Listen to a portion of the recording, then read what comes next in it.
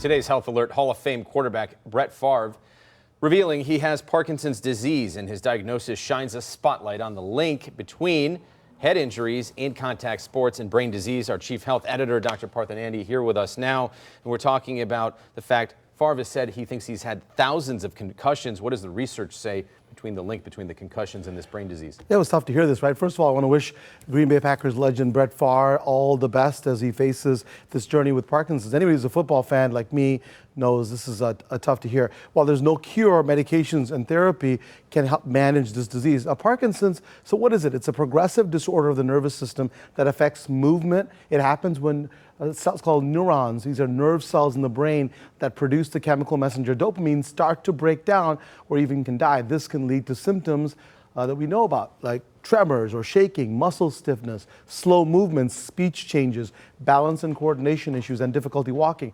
Now, what about research on concussions and Parkinson's? Let me first say that the exact cause of Parkinson's is still unknown. However, a 2023 study of 729 folks found that those who played organized football had a 61% higher chance of being diagnosed with Parkinson's or having symptoms compared to those in other organized sports. In addition, earlier research suggests that contact sports can increase the risk of other neurodegenerative diseases like Alzheimer's, ALS, and chronic traumatic encephalopathy, also known as CTE. Let's break down, how is a concussion defined? How should it be treated? Important question, right? So quarterback Brett Favre mentioned that when his head hit the turf, he often heard it ringing in the ears and saw stars. Those are common symptoms of a concussion, along with headache, nausea, vomiting, fatigue, and blurry vision. A concussion is actually a brain injury, Simon, caused by a blow or jolt to the head or body. Now, this impact causes the brain to move quickly inside the skull, possibly hitting the sides.